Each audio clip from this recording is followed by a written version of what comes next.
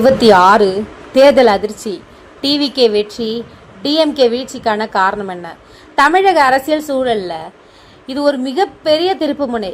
2026 தேர்தல் முடிவுகள் வெளியானதும் ஒரே ஒரு கேள்விதான் எல்லாரிடமும், இது உண்மைதானா அப்படிங்கிற கேள்விதான். திமுகவுக்கு பெரிய அதிர்ச்சி, அதிமுகவுக்கு பின்னடைவு. ஆனால் ஒரு புதிய சக்தி டிவிகே. மக்கள் ஏன் இப்படி பெரிய முடிவு எடுத்தாங்க? உதயநிதி ஸ்டாலின் அவர்கள் என்ன சொல்றாரு? இதுதான் இந்த வீடியோவில் பார்க்க போகிறோம். வீடியோவை ஸ்கிப் பண்ணாமல் பாருங்கள். தமிழக சட்டசபை தேர்தல் முடிவுகள் வெளியாகி இருக்கிற நிலையில் இந்த முறை மக்கள் தீர்ப்பு முற்றிலும் மாறுபட்டிருக்கு. டிவிகே 106 இடங்கள், டிஎம்கே 74 இடங்கள், ஏடிஎம்கே 54 இடங்கள். இதன் மூலம் டிவிகே தனிப்பெரும் கட்சியாக உருவெடுத்திருக்கு. ஆட்சி அமைக்க இன்னும் சில சீட்டுகள் மட்டுமே தேவை. இந்த தேர்தலில் மிகப்பெரிய அதிர்ச்சி என்ன அப்படின்னா, எம்.கே. ஸ்டாலின் அவர்கள் தோல்வி அடைஞ்சிருக்காங்க.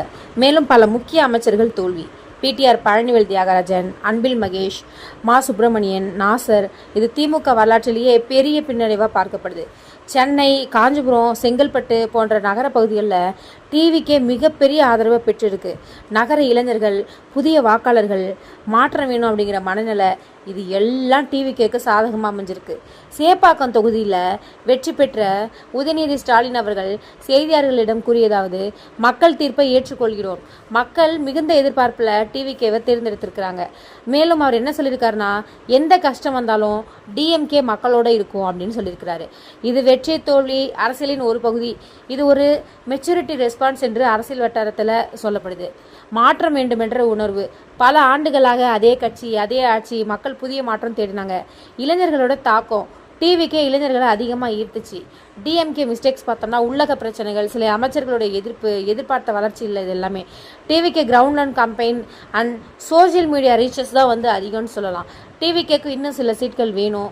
காங்கிரஸ் போன்ற கட்சிகள் ஆதரவு தர வாய்ப்பு. இதனால டிவிக்கு ஆட்சி ஆல்மோஸ்ட் கன்ஃபார்ம் ஆகும் நிலை. இந்த தேர்தல் ஒரு சாதாரண தேர்தல் இல்லை, இது ஒரு பொலிட்டிக்கல் ரீசெட். மக்கள் கொடுத்த மிகப்பெரிய மெசேஜ் பார்த்தோம்னா, பழைய அரசியல், புதிய அரசியல். இந்த தேர்தல் முடிவுகள் பற்றி நீங்கள் என்ன நினைக்கிறீங்க? டிவிக்கு ஆட்சி நல்லா இருக்கும்னு நினைக்கிறீங்களா, அல்லது டிஎம்கே மீண்டும் கம்பேக் பண்ணணுமா அப்படின்னு கமெண்ட்ல சொல்லுங்க. இந்த மாதிரி பொலிட்டிக்கல்ஸ் அப்டேட்டை தொடர்ந்து தெரிஞ்சுக்க நம்ம சேனல் லைக் அண்ட் சப்ஸ்கிரைப் பண்ண மறக்காதீங்க. தேங்க்யூ. இது ஒரு புறம் இருக்க, ஜூலி மீண்டும் விஜய்க்கு சவால். தேர்தல் நேரத்துல பரபரப்பு. விஜய் முன்னிலை, ஜூலி ரியாக்ஷன் வைரல். என்ன சொல்லியிருக்காரு தெரியுங்களா? இனிமேதான் ஆட்டம் சூடு பிடிக்கும். ஜூலி ஓப்பன் சேலஞ்ச் பண்ணியிருக்கிறாங்க. தமிழக அரசியல் சூழ்நிலை தற்போது மிகவும் பரபரப்பாக இருக்குது.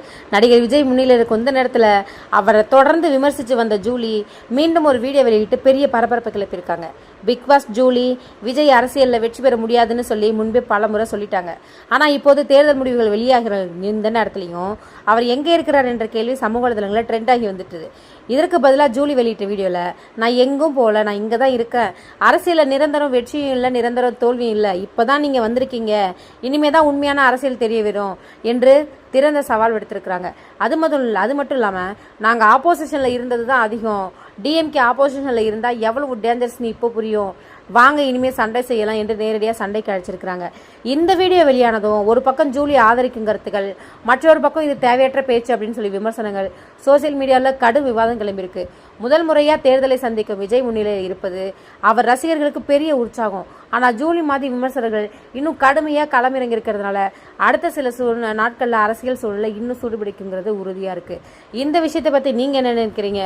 ஜூலி அவர்கள் சொன்னது உண்மையா, சரியா, சரியில்லையான்னு மறக்காம கமெண்ட்ல சொல்லுங்கள். மேலும் இப்படிப்பட்ட லேட்டஸ்ட் அப்டேட்ஸை தெரிஞ்சுக்கணுன்னா நம்ம சேனலை சப்ஸ்கிரைப் பண்ண மறக்காதீங்க.